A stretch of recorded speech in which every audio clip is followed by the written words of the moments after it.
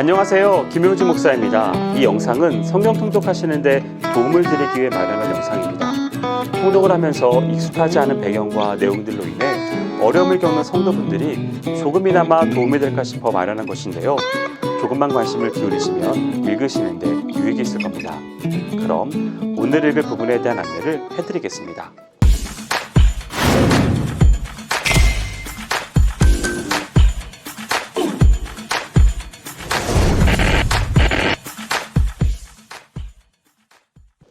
오늘 읽을 본문은 신명기 28장에서 29장까지입니다.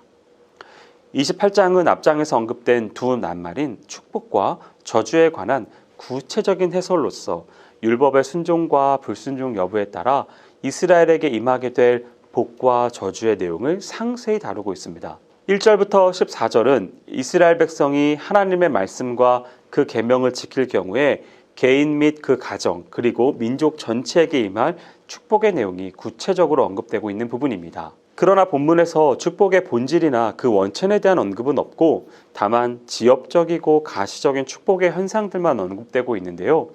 그 까닭은 그러한 구체적인 내용들이 오히려 이스라엘을 교훈시킴에 있어서 실제적 효과가 더 컸기 때문입니다. 본문이 교훈하고자 하는 바는 단순히 이스라엘이 하나님의 말씀에 순종해야만 복을 받고 그렇지 아니하면 저주를 받는다는 사실이 아니라는 점입니다. 대신 하나님과 언약 관계에 있었던 이 이스라엘은 당연히 그 언약의 내용으로 주어진 하나님의 율법에 순종할 의무가 있다는 점입니다. 그리고 이스라엘이 그렇게 행할 때 하나님께서는 당신의 기쁘신 뜻대로 이스라엘에게 은혜에 은혜를 더하여 풍성한 복을 허락하실 거라는 점입니다. 15절에서 19절은 하나님의 율법에 순종함으로 인해 개인이 누리게 될 복과는 정반대되는 상황으로서 불순종으로 인해 임하게 될 저주가 명기된 부분입니다. 하나님의 말씀에 불순종하는 자는 어떠한 상황이나 위치, 장소를 막론하고 저주를 받으며 자유롭지 못하고 불행한 삶을 살게 됩니다. 그 저주가 자신의 산업뿐 아니라 자신의 몸에서 날 자식에게까지 미치리라는 사실은 전율할 일이 아닐 수 없습니다. 그러나 여기서도 우리가 깨달아야 할 점은 이러한 저주가 이스라엘의 범죄적 경향을 최대한 억제하기 위한 하나님의 한 방편일 따름이지 결단코 범죄에 대한 잔인한 보응의 수단이 아니라는 사실입니다.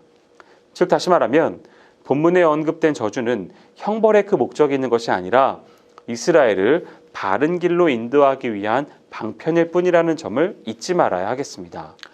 20절에서 68절은 하나님의 말씀에 불순종할 경우 이스라엘 민족 전체에게 임하게 될 저주가 명기되어 있는 부분입니다. 이상과 같은 본문은 하나님의 말씀과 그 진리를 알면서도 진리대로 살지 않는 자들에게는 화가 임할 것임을 경고해주고 있습니다. 뿐만 아니라 하나님을 무시한 행위도 저주를 불러 일으킬 따름임을 증거해주고 있습니다. 오늘날 우리들 가운데서도 입으로는 하나님을 시인하면서 행동으로는 하나님을 무시하거나 부인하는 자들이 있습니다. 이에서 한 걸음 더 나아가 형식적인 신앙생활이나 헌신도 하나님 보시기에 가증한 행위일 수 있습니다. 그래서 우리는 이 모든 것들을 조심해야 합니다. 우리의 신앙을 돌아볼 수 있는 아주 소중한 구절이라고 할 수 있겠네요. 29장에서는 지금까지 행해온 설교를 서서히 마무리하면서 곧 가나안에 입성할 이스라엘의 새 세대들과 모압 평지 언약을 맺는 장면입니다. 여기서 모압 평지 언약은 일찍이 호렙산에서 하나님이 이스라엘과 맺으셨던 언약과 연결되어 있는 약속입니다.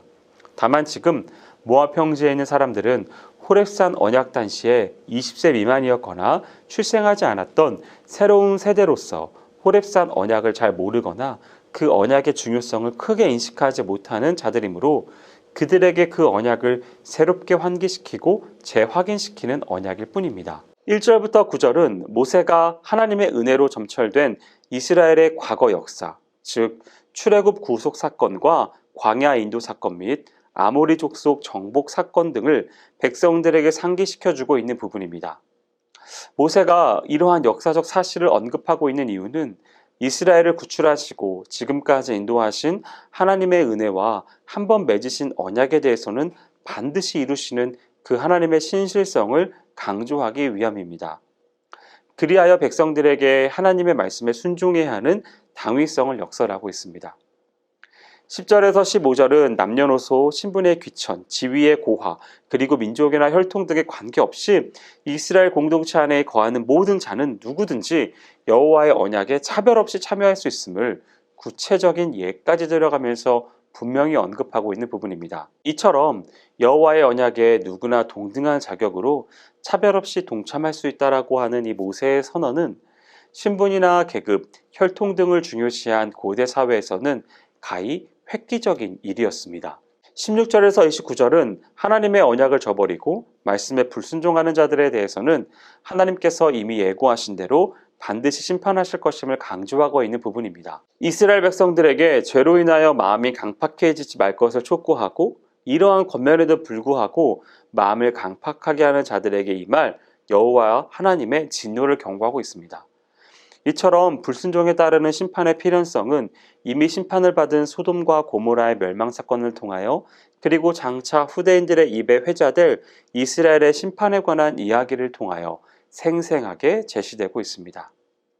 이것은 오늘날도 자신의 삶이 하나님의 오래 참으시는 사랑으로 인해서 계속되는 줄도 모르고 마치 심판이 없는 양 자기 멋대로 사는 모든 불경건한 자들에게 경종을 울려주고 있는 엄숙한 메시지임에 틀림없습니다. 여기까지 신명기 28장에서 29장까지 성경 통독을 하실 때 도움이 될 만한 내용을 전해드렸습니다. 혹시 외에 질문이 있으시거나 나누고 싶은 이야기가 있으시면 밴드나 댓글로 달아주시면 필요한 도움을 드리겠습니다. 그럼 내일 다시 만나도록 하겠습니다. 통독 화이팅 하세요.